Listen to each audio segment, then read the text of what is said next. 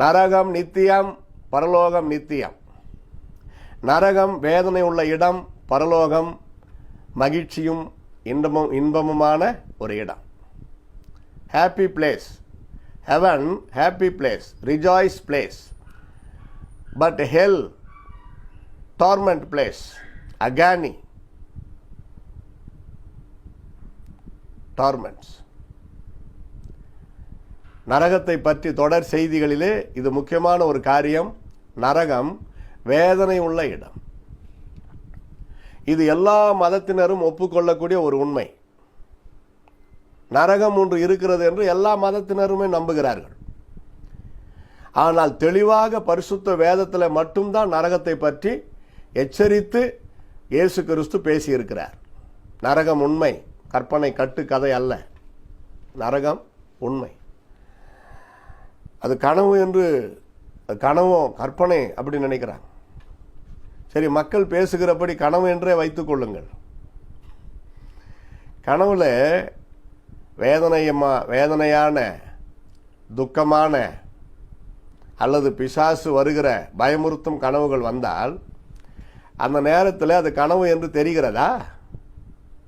இல்லையே. கனவு காண்கிற நேரத்தில் அது கனவு என்று தெரியாது, அது நிஜம் என்று தான் தெரியும். அந்த வேதனையை உணர முடியும். கனவிலே உன் வேதனையை நீ உணர முடியும். அதனால தான் நிறைய பேர் கனவு கண்டுட்டு அழுவார்கள். அந்த வேதனை உண்டு. அப்போ கனவாக இருக்குமானாலும் அதுவும் வேதனை தான். ஆனால் கனவு அல்ல. பேச்சுக்கு சொல்கிறேன். துக்கமாய் கனவு கண்டுட்டு எழுந்து உக்காந்து அழறவங்க எவ்வளோ பேர். ஒரு தடவை என்னுடைய கனவில் மின்சாரம் ஷாக் அடிச்சிருச்சு கனவில்.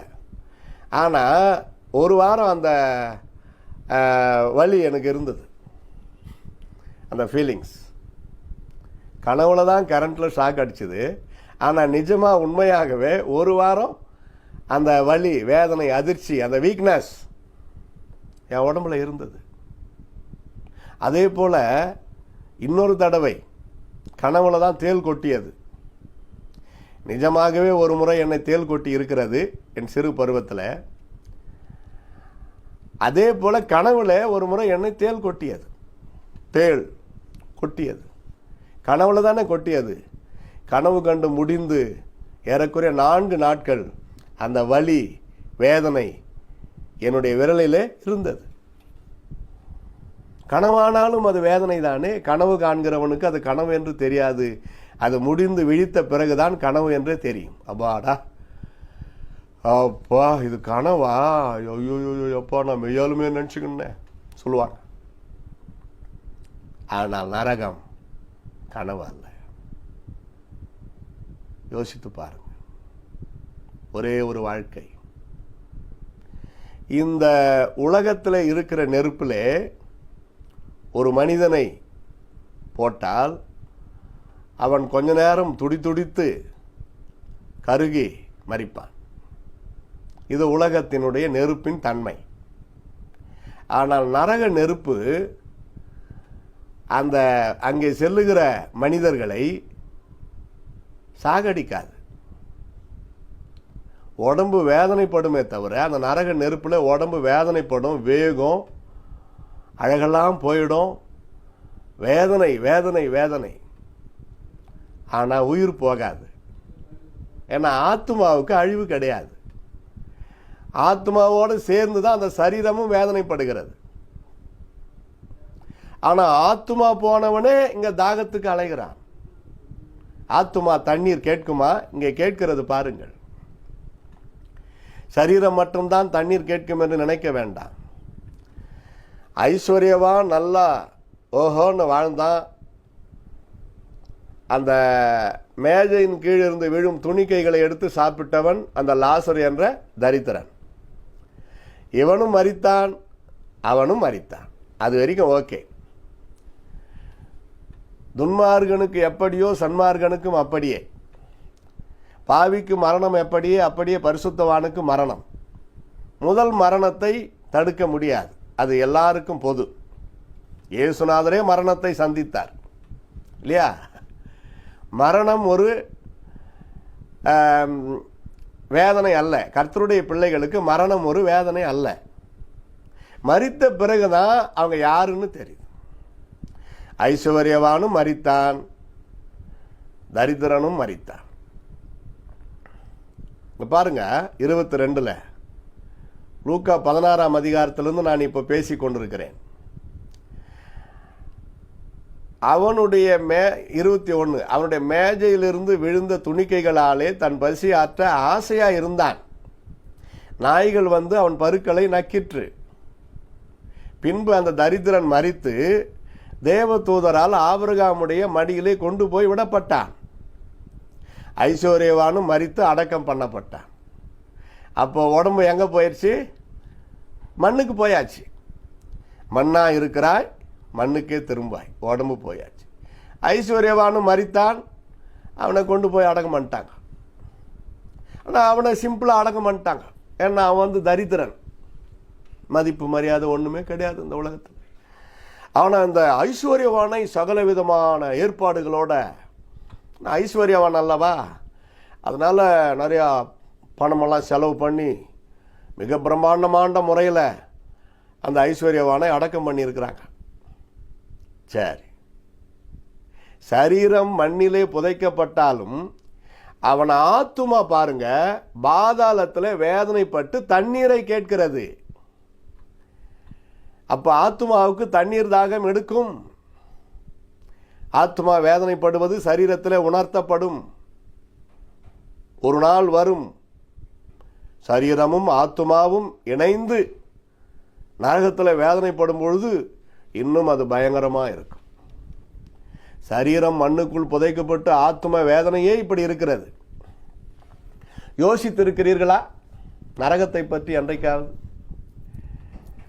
என்னைக்காவது படுகையில் படுத்துக்கிட்டு நான் இன்னைக்கு மரித்தால் இயேசுவோடு இருப்பேனா அல்லது நரகத்தில் பாதாளத்தில் நான் வேதனைப்படுவேனா என்று யோசித்திருக்கிறீர்களா? அதெல்லாம் யோசிக்கணும். தற்பரிசோதனை ரொம்ப நல்லது, ரொம்ப ரொம்ப நல்லது. தன்னைத்தானே சோதித்து பார்க்க கடவன். ஒவ்வொருவனும் தன்னை சோதித்து பார்க்க கடவன். நித்திய வேதனை, ஐயோ என்று புலம்பி அழுவார்கள். அதான் நரகத்தின் வேதனை. அநேகந்தான் அங்கே வந்தனும் பாருங்க. ஒரு விதத்தில் அந்த ஐஸ்வர்யவானை பாராட்டணும். நான் தான் இங்கே வந்துட்டேன் பாருங்க, நான் தான் இங்கே வந்துட்டேன். ஆனால் எனக்கு 5 சகோதரர் உண்டு, அவர்களும் இந்த வேதனையுள்ள இடத்துக்கு வரக்கூடாது. இந்த லாசருவை நீங்கள் மறுபடியும் பூமிக்கு அனுப்ப வேண்டும். அவன் மனம் திரும்புதலை பற்றி பிரசங்கித்தால் என் 5 சகோதரரும் மனம் திரும்புவார்கள். அங்க பாருங்க, அவன் என்ன சொல்றான்? மனம் திரும்புவார்கள் அப்படின்னு சொல்றான் பாருங்க.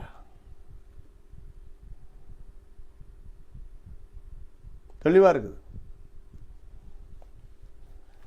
30 பாருங்க. அதற்கு அவன், அப்படியல்ல தகப்பனாகிய ஆபிரகாமே, மரித்தோரிலிருந்து ஒருவன் அவரிடத்திற்கு போனால் மனம் திரும்புவார்கள். அப்ப இவன் மனம் திரும்பல. நம்ம நினைக்கிறோம் மனம் திரும்புதல் என்பது இயேசு வந்த பிறகுதான், புதிய ஏற்பாடு தான். பழைய ஏற்பாட்டிலேயே மனம் திரும்புதல் என்று இருக்கிறது. மனம் திரும்பி உண்மை தெய்வம் ஏகோவா கர்த்தரை அண்டிக் கொள்ளுகிற அனுபவம், அதான் மனம் திரும்புதல். அப்ப இயேசு வெளிப்படாத காலகட்டம். மனம் திரும்பின ஒரு அனுபவம். ஏகோவா தேவனுடைய கட்டளைக்கு கீழ்ப்படிந்து வாழ்வது, பக்தியாய் வாழ்வது, அதான் பக்தியுள்ள ஒரு வாழ்க்கை. அதாங்க நாம் பார்க்கிறோம். திரும்ப திரும்ப திரும்ப இந்த லூக்கா 16ஆம் அதிகாரம் 19 31 வரைக்கும் நீங்க படிக்கணும். தற்பரிசோதனை. வேதனை படுகிற போது, பாதாளத்திலே அந்த ஐஸ்வர்யவான் வேதனைப்படுகிற போது தன் கண்களை ஏறெடுத்து தூரத்திலே ஆபிரகாமையும் அவன் மடியிலே லாசருவையும் கண்டான். அப்பொழுது அவன், தகப்பனாகி ஆபிரகாமே, நீர் எனக்கு இறங்கி லாசரு தன் விரலின் நுனியை தண்ணீரில் தோய்த்து என் நாவை குளிர பண்ணும்படி அவனை அனுப்ப வேண்டும். இந்த அக்னி ஜுவாலையில் வேதனைப்படுகிறேனே என்று கூப்பிட்டான். விரலை தண்ணீரில் தோய்த்து அந்த ஐஸ்வர்யவானுடைய வாய்க்கு நேராக விடணும்னா இது ஆவற கதையா? ஒரு சொட்டு தண்ணீருக்கு எத்தனை மதிப்பு பார்த்தீர்களா? அது கரெக்டாக அவன் வாயாண்ட வந்து சேருமா?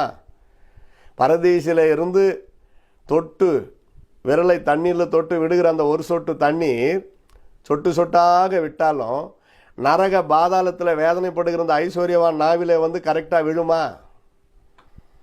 அவன் என்ன பேசுகிறான் என்று அவனுக்கே புரியவில்லை. ஆனால் அந்த வேதனையின் உச்ச கட்டத்தினாலே அவன் அப்படி பேசுகிறான். ഒരു சொட்டு തണ്ണീർ കത്തുന്ന കെടാത്ത തീയും ചാകാത്ത പുഴുവും ഒരു തുള്ളി വെള്ളം പോലും ഇല്ലാത്ത യാതനാസ്ഥലം. വിശുദ്ധ വേദപുസ്തകം നരകത്തെപ്പറ്റി വ്യക്തമായി പരാമർശിച്ചിട്ടുണ്ട്. കർത്താവായ യേശുക്രിസ്തു ഈ ഭൂമിയിലായിരുന്നപ്പോൾ നരകത്തെപ്പറ്റി അഥവാ നിത്യമരണത്തെപ്പറ്റി അനവധി പ്രാവശ്യം ജനങ്ങളോട് പറഞ്ഞിട്ടുണ്ട്. അതിന് ഉത്തമ ഉദാഹരണമാണ് ധനവാന്റെയും ലാസറിന്റെയും കഥ. യാതനാസ്ഥലത്തിന്റെ